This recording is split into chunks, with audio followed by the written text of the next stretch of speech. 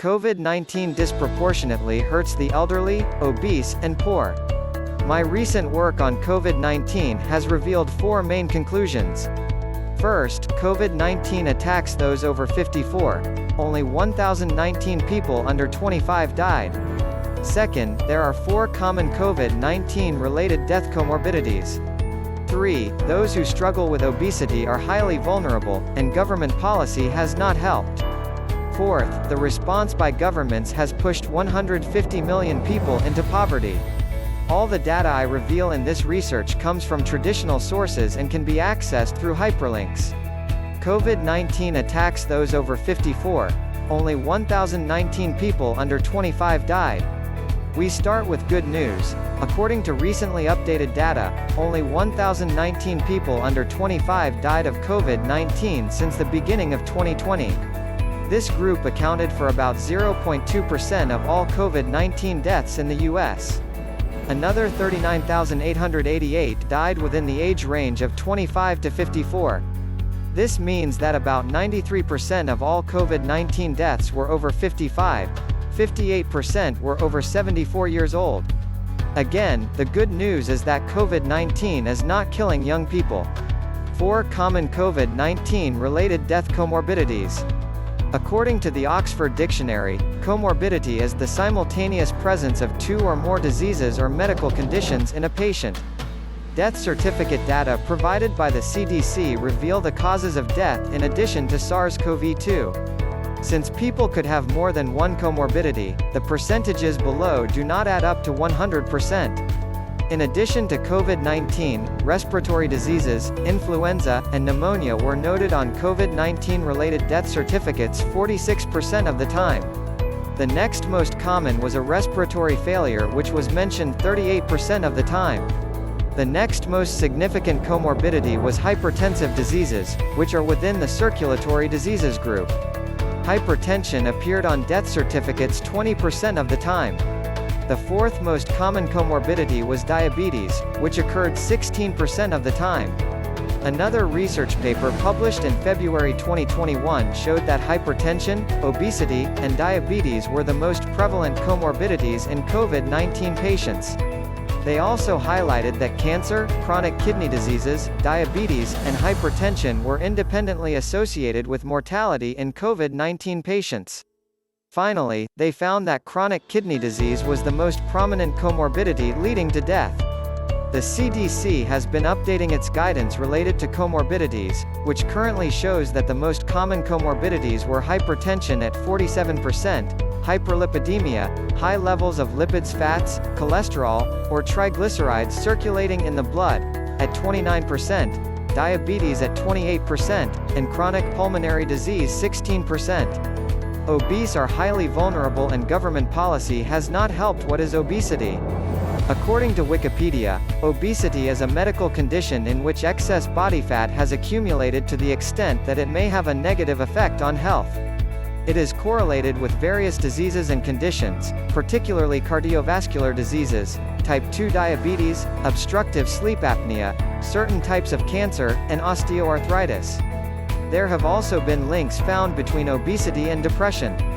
Research shows that maintaining weight loss after dieting over the long term proves to be rare. Diet quality can be improved by reducing the consumption of energy-dense foods, such as those high in fat or sugars, and by increasing the intake of dietary fiber. However, studies have found an inverse relationship between energy density and energy cost of foods in developed nations. Low-income populations are more likely to live in neighborhoods that are considered food deserts, or food swamps, where nutritional groceries are less available. Obesity is a leading preventable cause of death worldwide, with increasing rates in adults and children. In 2015, 600 million adults, 12%, and 100 million children were obese in 195 countries. Authorities view it as one of the most serious public health problems of the 21st century. Obesity afflicts more than 20% of adults in Americans. Guidelines related to obesity are issued by the CDC, which gives these definitions. Overweight, body mass index, BMI, greater than 25 kilograms per square meter but less than 30 kilograms per square meter. Obesity, BMI is greater than or equal to 30 kilograms per square meter but less than 40 kilograms per square meter. Severe obesity, BMI of is greater than or equal to 40 kilograms per square meter. A recent CDC study in America showed that all states and territories had more than 20% of adults with obesity. Education level is a significant determinant of the risk of obesity. Under the CDC, the U.S. Behavioral Risk Factor Surveillance System conducts more than 400,000 telephone surveys per year across all 50 states and concluded that about 34% of those who had not graduated from college self-reported as obese, which was much lower at 25% for college grads. Guidelines about how Americans should refer to obesity. The CDC refers to notes on language and images to use and not use concerning obesity. They recommend the following. Say, adults with obesity, or 20% of children ages 12 to 19 have obesity. Don't say, obese adults, nor 20% of children are obese. These guidelines originate from the guidelines for media portrayals of individuals affected by obesity. What follows comes from this report. Consider carefully whether terminology and language used to describe body weight could be offensive to persons with obesity and how the intended audience will interpret this language.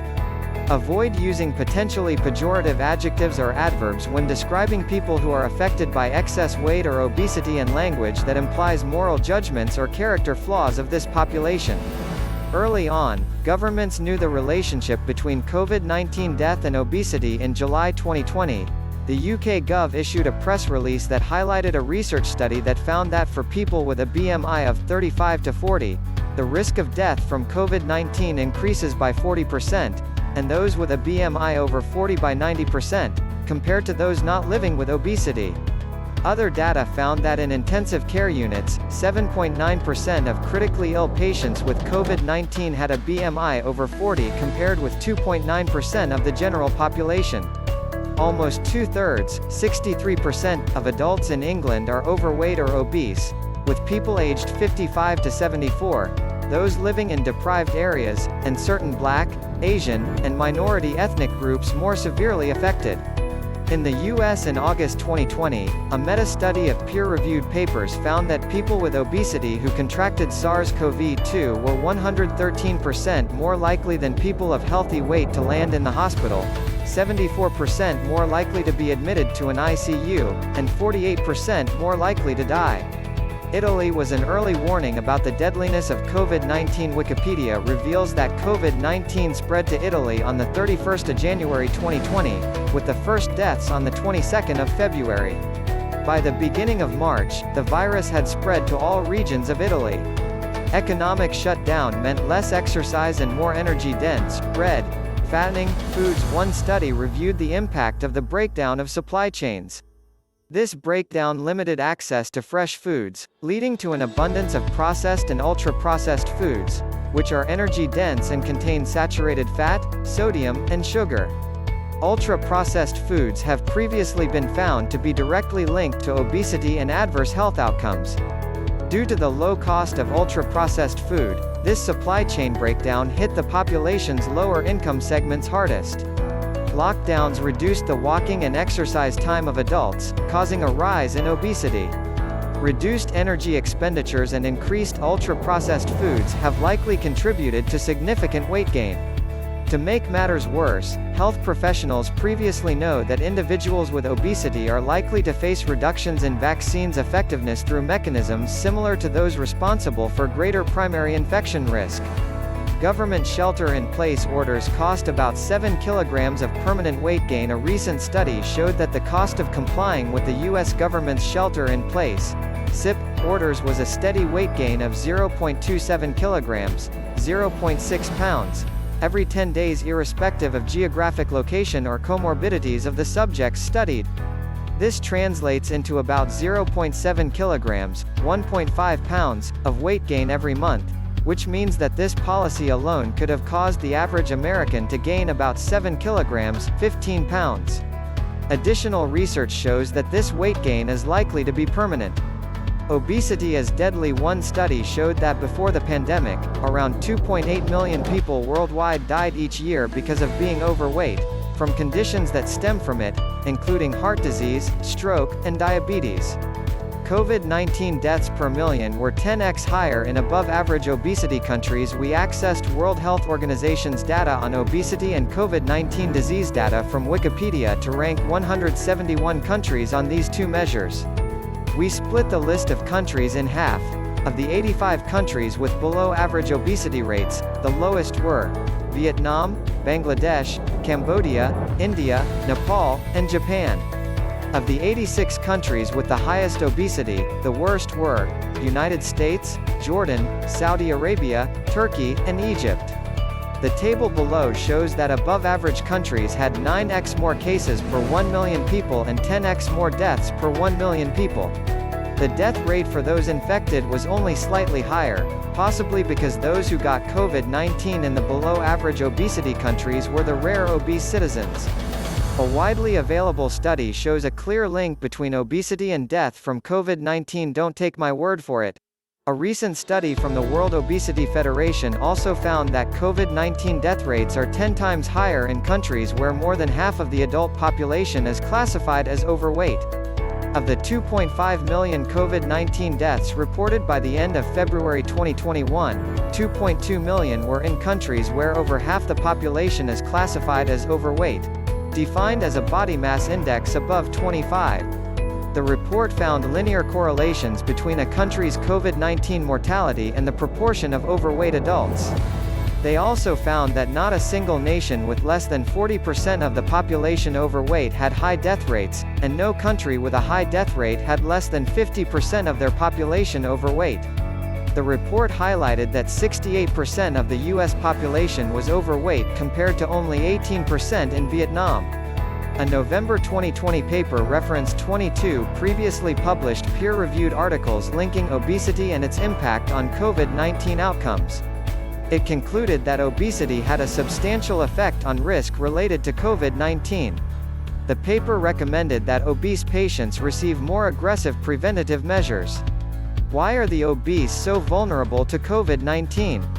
One recent study proposed the following 7 potential reasons why COVID-19 more hard hit the obese: obesity-associated inflammation and its impact on SARS-CoV-2 infection. Cellular immune function is impaired in obesity. Excess fat deposition disrupts lymphoid tissue architecture and integrity. Insulin resistance negatively impact immune function. Leptin resistance in obesity impairs immune functioning. Altered ACE2 expression in obese subjects may affect COVID-19 disease severity. Role of coagulopathy, thrombosis in SARS-CoV-2 pathogenesis. Response by governments has pushed 150 million people into poverty. Governments worldwide have shut down their economies in response to COVID-19, and the health and economic costs have been devastating to hundreds of millions. Billionaires get richer, politicians continue to collect their regular pay, and the middle and upper middle class knowledge workers have fared relatively well. Some in these groups may have actually benefited from the government's low-interest policy and support for the stock and bond markets. Nearly 150 million people pushed into poverty in October 2020. The World Bank's Biennial Poverty and Shared Prosperity Report revealed that the COVID-19-related government economic shutdowns were expected to push about 100 million people into extreme poverty, less than $1.90 per day, in 2020, and another 50 million people could be added onto that in 2021. 67 million in India fell to poor status, while 28 million in China fell to low income. A Pew Research Center study found that because of the COVID-19 economic shutdown, about 67 million people in India fell from middle and low income to the status of poor, which means they now live on $2 or less a day. They estimate that in China, 28 million people fell from upper middle and middle income to low income, meaning they now live on $2 to $10 per day. An additional 142 million children now live in poor households. A UNICEF and Save the Children joint report shows that a pessimistic estimate is that the COVID-19 economic shutdowns caused an additional 142 million children to live in poor households. 11% of U.S. adults say sometimes, or often they don't have enough to eat. An early March 2021 Household Pulse survey revealed that in America, about 22 million adults, 11% of all adults, reported that their household, sometimes or often, didn't have enough to eat in the last 7 days? The answer to this question in 2019 was about 3.4% of adults, meaning the problem has gotten nearly 4 times worse.